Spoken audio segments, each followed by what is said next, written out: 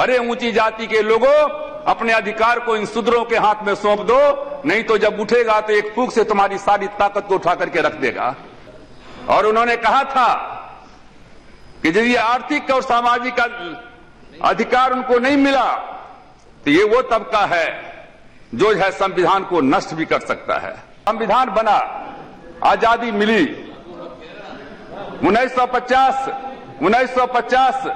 1950 से लेकर के जब से 52 का पहला चुनाव हुआ था, वो 52 के बाद से 16 लोकसभा के चुनाव हुए हैं, 300 जो है विधान सभा के चुनाव हुए हैं, 300 बाद।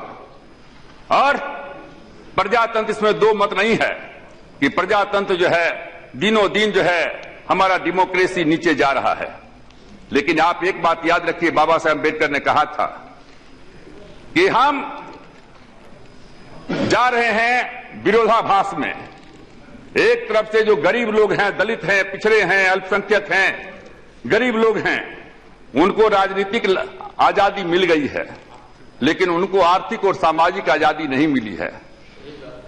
और उन्होंने कहा था कि यदि आर्थिक और सामाजिक अधिकार उनको नहीं मिला तो ये वो तबका है जो है संविधान को नष्ट भी कर सकता है। आज क्या हो रहा है? नक्सलाइट कौन है? इसी परिवार के हैं। वो गरीब नक्सलाइट, आदिवासी, जमीन उसका, उसके जमीन के नीचे कोयला का खान, अबरख का खान, सब कुछ उसका। और जब खान निकलता है उसको भगा दिया जाता है। देसी कंपनी। लेकिन यदि दबा करके रखने की कोशिश किया गया तो ज्वालामुखी फूटता है। और जब ज्वालामुखी फूटता है तो अंग्रेजी में एक कहावत है कि that is down its fear no fall. जो सबसे नीचे है उसको गिरने का भय नहीं होता है। इसलिए हम आपसे कहना चाहेंगे, सरकार से भी कहना चाहेंगे कि सर, आप एक आंख में करुणा रखिए लेकिन दूसरे आंख में ज्वाला रखिए। गरीब के प्रति ये एक तरफ में अमीरी का कैलाश, दूसरी तरफ में गरीबी का पताल। जब तक अमीरी का कैलाश टूटेगा नहीं तब तक गरीबी का पताल भरेगा कैसे? और इसको कैसे करना है, ये आपके ऊपर में दायित्व है, ये आपके ऊपर में दायित्व है। सोनिया जी ने कहा कि संविधान जो है, संविधान एक जो है दर्पण है। अच्छे आदमी के साथ में जाता है तो संविधान का अच्छा काम होता है। अच्छा संविधान भी गलत आदमी के हाथ में चला जाता है तो गलत काम होता है। वो अम्बेडकर जी को कोट करने, अम्बेडकर जी को, ठीक है, अम्बेडकर जी, मैं इनसे सहमत हूं, इनसे मैं सहमत हूं। और मैंने उसका वो रूप देखा है इमरजेंसी में। हम लोग 19 महीना इमरजेंसी में जेल में रहे थे।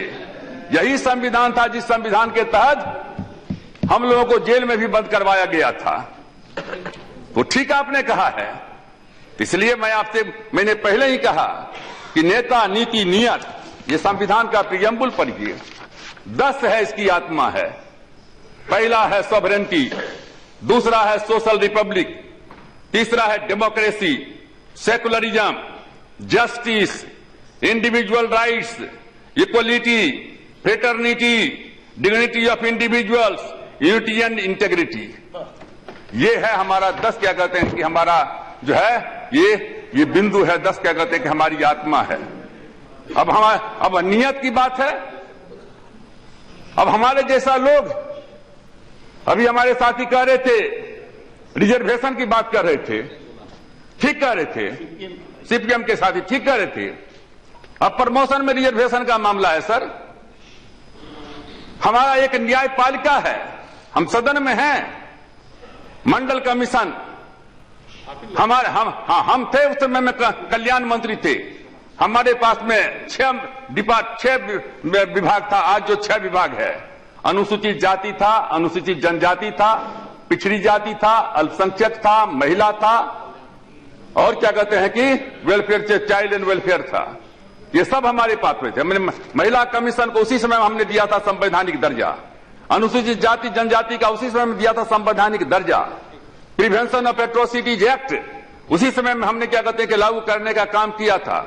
और उसी समय में मंडल कमीशन, हाँ, पीपी सिंह प्रधानमंत्री थे, और मंडल कमीशन लागू करने का काम किया गया। जब मंडल कमीशन लागू हुआ तो मंडल कमीशन के खिलाफ में लोग सुप्रीम कोर्ट में चले गए।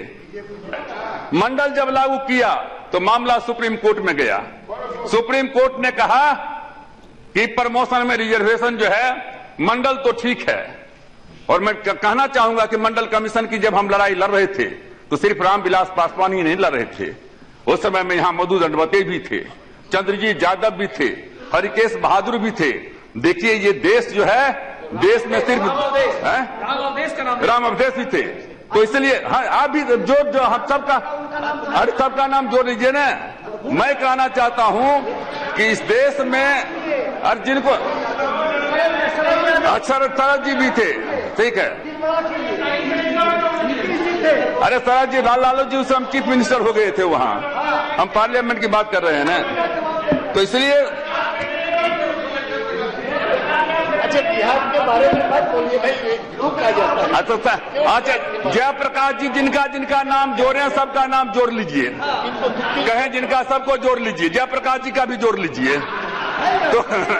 तो मैं कहना ये देखिए, मैं ये कहना चाहता हूं कि इस देश में कभी जब हम जाति के खिलाफ में बैकवर्ड फॉरवर्ड करते हैं तो इस बात को भी मानना चाहिए कि इस देश में हर जाति के लोगों ने जाति व्यवस्था के खिलाफ में लड़ने का काम किया।